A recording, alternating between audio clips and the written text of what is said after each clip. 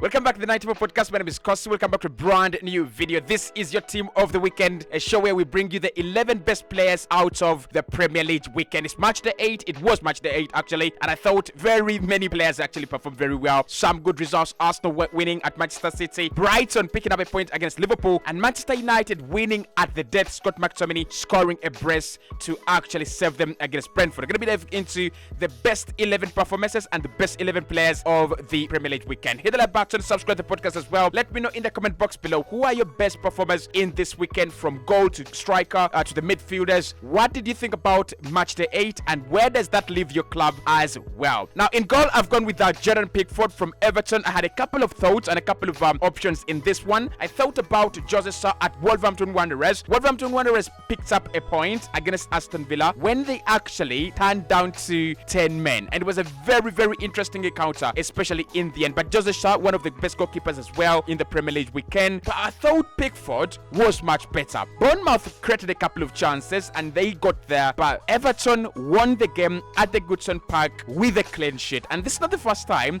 we have had Pickford in the team. He's kept a couple of clean sheets. I think Everton are really struggling this campaign, but Pickford is one of the players they can actually really rely on. So Jordan Pickford in goal, he's gonna be a key player for them this campaign. He's gonna be a key player for them if they're gonna pick up points, if they're going to win games at a more consistent rate. He's gonna be an important player for them. So let's go with Jordan Pickford in goal. I thought it was actually very marvelous. I'm going to play a back four, and the back four includes Tarkowski at Everton, Gabriel Magalhaes at Arsenal, Dawson at Wolverhampton Wanderers, and Benjamin White as well. And of course, I had a couple of considerations as well in these positions. I'm gonna go position per position. So at centre back, let's play Tarkowski at Everton. I thought James Tarkowski again. One of the reasons why Everton kept a clean sheet is this guy. He's one of the really underrated defenders in the Premier League, but it was no mistake that Everton signed him from Burnley, and ever since he came in, he's one of the players that actually create a difference for them. Now for Everton to keep a clean sheet, it is unheard of, especially in this campaign, and they're not that quality side they were a couple of years ago, many years ago. But I think Tarkowski's performances are going to really matter. They're going to be very important for them. How many points they pick up, how many goals they concede,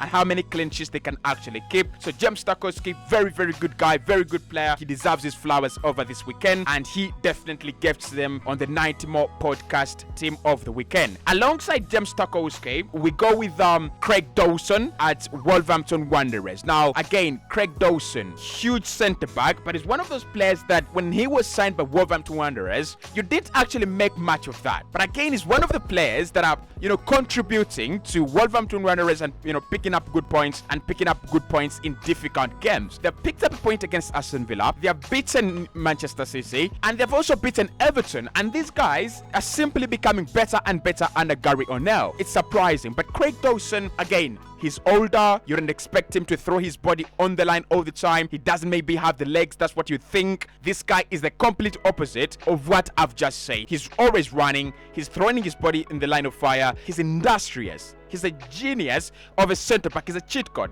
If this guy was 23, 24, I tell you this one, his partnership with Max Kilman could have been the best outside the big six. But Craig Dawson, huge shout out to him. Again, Wolverhampton Wanderers picking up points in a game where they absolutely had to lose, in a game where they absolutely had no right to pick up a point. So to complete the back four, I've gone with two Arsenal defenders. At right back, obviously, it's Benjamin White. Had a very good game. Very good game. Now, I thought about Kyle Walker as well in this game, but the problem with Kyle Walker is when Gabriel Martinelli comes on, he really struggled. Didn't really struggle. I wouldn't say it was more of him being exposed, but I would say he didn't consistently finish the game like Benjamin White did. And of course, to complete the back four is Gabriel at Arsenal as well. Gabriel was at centre-back partnership with William Saliba when they played Manchester City over the weekend. Arsenal winning 1-0, biggest result of the weekend. And I tell you what, this Arsenal team is special. They've got that mixture of experience now with players like Declan Rice, Gino,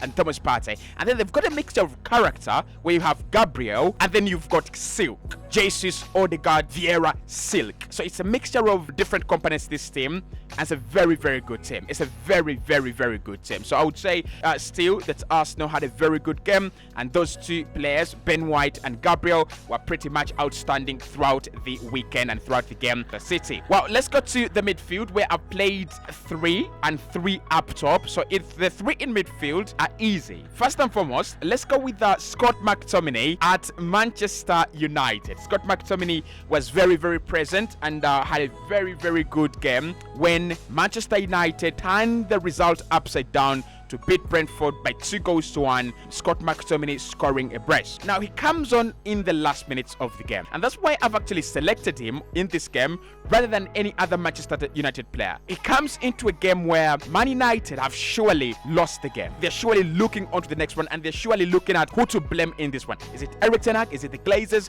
Is it the strikers? Is it the midfielders? And he comes onto the game and he doesn't give up, and he introduces a new mentality shift. From then until the end of the game, Man United look a much better side. Now, probably Scott McTominay is not the quality of player that has to bail Manchester United every now and again, but in this game, class. Pure class. So Scott McTominay, I thought, had a very, very good few minutes when he came on, and that's what you need. Premier League is all about, can you pick up 3 points? Can you actually change the game? Can you become the difference? And that's what Scott McTominay did. Told the manager, you know what, I can actually be the difference, and he was the difference, and Man United picked up 3 points. Alongside him is Cole Palmer at Chelsea. Now, Cole Palmer scored a penalty against Burnley, but he also assisted in the same game. Now, Palmer is one of the players that Chelsea will be happy they have at the side. And look, unless otherwise, but he's going to become a brilliant signing. It's kind of a lucky signing. It's kind of a lucky player. Not this kind of signings that bring a lot of media attention to them,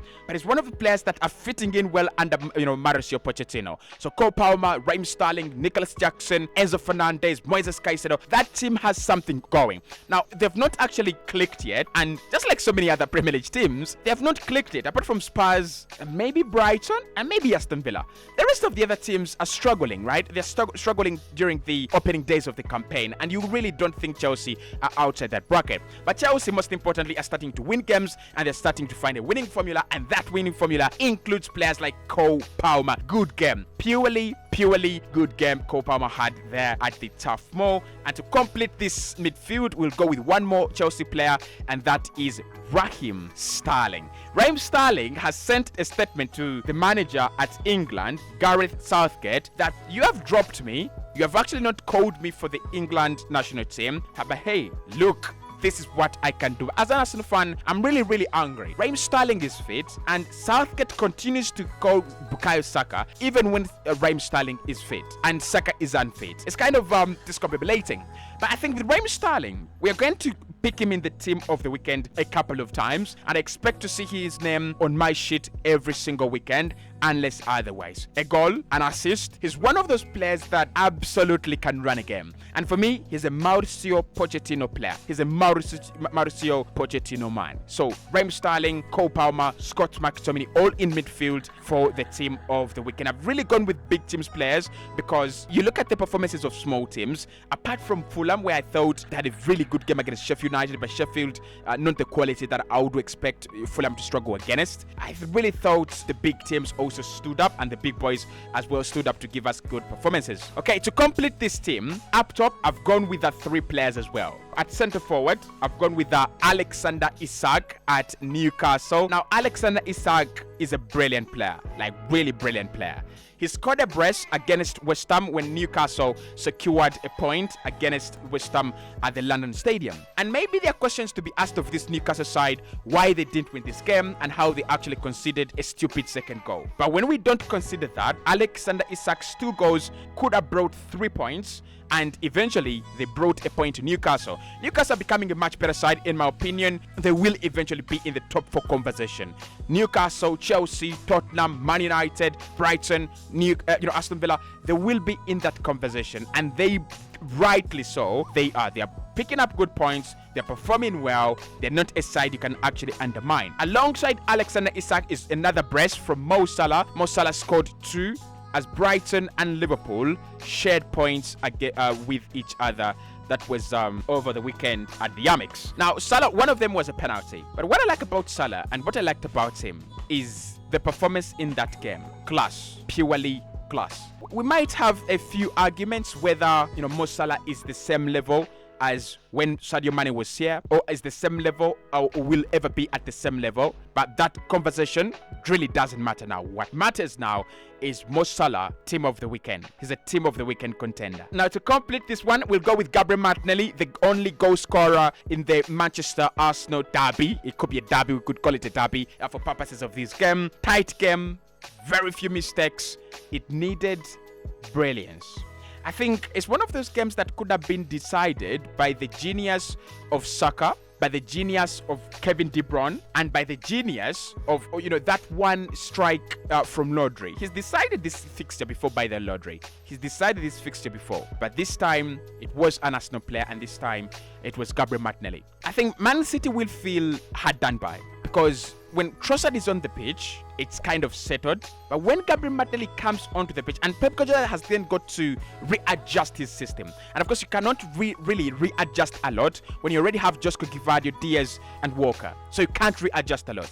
So when Martinelli comes onto the pitch, he literally gives you that three-phase live wire. And you could feel Kyle Walker couldn't deal with it alone. So you had Diaz coming back to actually double up on Gabriel Martinelli with Walker. And what that created was a confusion on who deals with Kai Havertz, who actually gets that ball in the penalty area free. He's kind of free, right? It's a danger zone, but he's free. And then plays that ball back to Gabriel Martinelli, who is now in an area that is increasingly dangerous, but it looks not dangerous actually. And Nathan Ake just connects himself. I don't know how that's not on goal, but Gabriel Martinelli changed the game. Manager of the weekend. Who do we go with for manager of the weekend? Because I thought about a couple of managers. I thought about Mikel. When you beat Manchester City, you've got to be manager of the weekend. But I don't think it's manager of the weekend. Let's go with Marco Silva at Fulham. 3-1 against Sheffield United. Fulham are cruising and they're proving me wrong. I thought about Sean Dyche as well. Don't get me wrong. I thought about Sean Dyche